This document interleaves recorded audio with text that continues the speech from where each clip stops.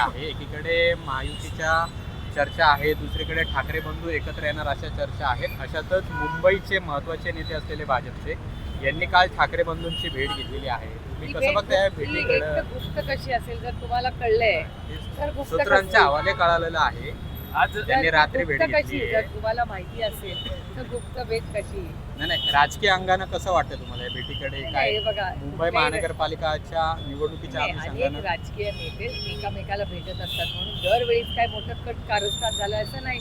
अनेक लोकांचे वैयक्तिक संबंधी असतात, त्याच्यामुळे का भेट झाली आपल्याला कसं माहिती? पुण्यात अनेक ठिकाणी विकास कामं चालू आहेत. तुम्ही सुद्धा बरेच विकास कामांची पाहणी करणार आहे. पण 2 दिवसापूर्वीच उपमुख्यमंत्री अनेक ठिकाणचे मुलगा केशवनगर प्रॉब्लेम हे बघून गेले. तिकडे अनेक कामं रखडलेत. नागरिकांनी तिकडे स्वतःहून येऊन सांगितलं की तुम्ही मनोहर पर्रीकरांसारखं फिरत का नाही, नागरिकांच्या समस्या तुम्हाला ॲक्च्युली कळतील काय आहे. त्यामध्ये अनेक ठिकाणी कामं रखडलेत आणि नागरिकांची हेळसांड होते. हे तर मी रोजच म्हणतो, मी काही नवीन म्हणत नाही. तुम्ही याला आपण सगळेच ह्याच चौकात महिन्यातून 1-2दा तर भेटतोच आणि आम्ही सातत्याने म्हणजे ज्या पद्धतीने पुण्याचा विकास होत होता तो होत नाही आहे. भारत म्हणजे महाराष्ट्र सरकारचा डेटाही सांगतोय. जे हिंजवडीच्या प्रश्नासाठी दर 15 दिवसांनी मी मिटिंग घेते, तरी प्रश्न सुटतच नाही आहे. कारण का प्रशासनाने ज्या पद्धतीने जे निर्णय घेतला पाहिजे दुर्दैवाने ते घेतले जात नाही. तर सातत्याने हे महाराष्ट्र सरकारचं अपयश आणि अर्बन प्लॅनिंगमध्ये कसं पूर्णपणे विस्कळीतपणा आलेला आहे हे याच्यातून दिसतं. काही अजितदादांना डिझाईन बॉक्सने एक प्रोग्राम आखून दिला आहे. कॅम्पेन कंपनीची आहे.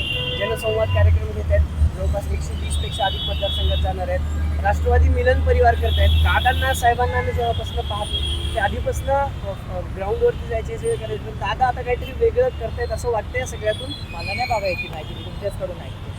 भुजबळांचा प्रश्न आहे. असेल ना, तो त्यांचा अंत एका सशक्त लोकशाहीमध्ये कोणी कुठे जायचं आणि कोण डिझाईन बॉक्स मला माहिती पण नाही. तुमच्याचकडून ऐकते, मला माहिती नाही ग्रस्त म्हणजे हे डिझाईन बॉक्स काय आहे हे कंपनी असेल बाबा, मला नाही माहिती.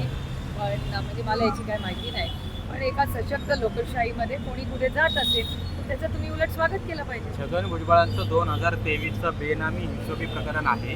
कोर्टाने आता आदेश दिलेले आहेत की हे या प्रकरणाची पुन्हा एकदा चौकशी करा.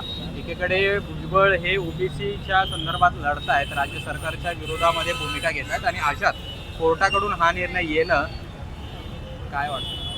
एकतर या देशाची सेवा करण्यात अनेक वर्ष भुजबळ साहेबांनी खूप मोठं योगदान दिलेलं आहे. आज ते त्यांना एक योग्य वाटतं त्या प्रश्नासाठी ते लढा देत आहेत आणि मला नाही वाटत भुजबळ साहेब कुणाला घाबरणार स्थिती आहे. त्याच्यामुळे मला वाटत नाही की याच्यातून काही भुजबळ साहेबांना काही भीती दाखवायची किंवा काही असं कट कारस्थान नाही. कोर्टाने काय निर्णय घेतला आहे ऑर्डर वाचल्याशिवाय बोलणं योग्य नाही. काल मुंबईत ना भाजपचा मेळावा झाला. मुख्यमंत्र्यांनी त्यात विधान केलं की महायुतीचा म्हणजे भाजपचाच महापौर बसेल.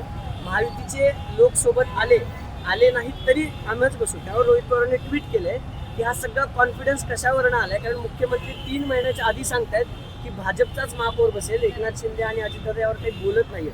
हा कॉन्फिडन्स जो आहे ना तो इलेक्शन कमिशनमुळे आला असं रोहित पवारांचं हे दुर्दैव आहे की ज्या भारतामध्ये भारतरत्न डॉक्टर बाबासाहेब आंबेडकरांच्या प्रयत्नातून एक अतिशय उत्तम संविधान दिलं आणि त्या संविधानामध्ये प्रत्येकाला एकच मत हा अधिकार बाबासाहेबांनी आपल्याला सगळ्यांना दिला. पण आता जे दिसतंय त्याच्यात एकाला 6 मतं पण दिलेली आहेत. त्यामुळे हे जे नवीन चाललेलं आहे हे दुर्दैवी आहे आणि तंत्रज्ञानाच्या काळात म्हणजे आपण सगळ्यांनी एक फॉर्म भरला तर आपली 0.01 काही चूक झाली किंवा शेतकऱ्यांनी कर्जमाफीचा फॉर्म भरला तर 1 मिनिटात तो रिजेक्ट होतो. त्याचा इन्शुरन्सचा फॉर्म भरला तो 1 मिनिटात रिजेक्ट होतो. पण मताची नावं 6 राहतात. मला आश्चर्य वाटतंय आणि तीच गोष्ट लाडकी बहीण योजनेमध्ये दिसते. लाडकी बहीण योजनेमध्ये पहिल्या टप्प्यात 25 लाखहून जास्त महिलांची नावं कमी करण्यात आली.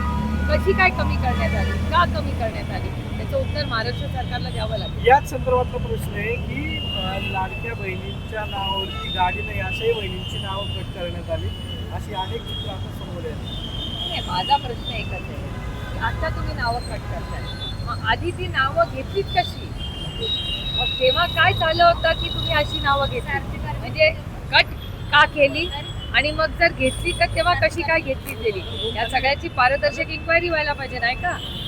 25 लाख 4,900 कोटी रुपये. हो, काय लहान अमाऊंट नाही आहे ती. आणि आज मला सांगलीतून जिल्ह्यातून माहिती आली आहे की आणखीन लोक कमी केले. त्यामुळे मी आज खरं तर दिवसभरात ही माहिती काढणार आहे की आपण 25 लाख आहे, पण सांगली जिल्ह्याचा असा एक आढावा येतोय की तिथून आणखीन नावं कमी केली आहेत. तर मग ती सगळ्या राज्यात केली आहेत का काय, याची माहिती आज दिवसभरात मी देणार. आरटी बारटी आरटी असेल याला फेलोशिप जी आहे ती दिली जात नाहीये. पोरांचं 3 दिवसापासून उपोषण सुरू आहे. सरकार म्हणते आम्ही पैसे दिलेत सारथीला, मात्र विद्यार्थी म्हणतात पैसे आले नाही, हे पैसे गेले कुठे? त्याचं उत्तर सरकारला द्यावं लागेल.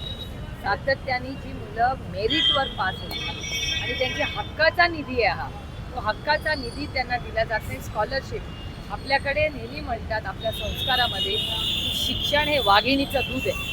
तर त्याच हक्काच्या त्या शिक्षणापासून हे सरकार गरीब कष्ट करणाऱ्या मुलांना जर वंचित ठेवणार असेल तर त्याचा आपण जाहीर निषेध केला पाहिजे.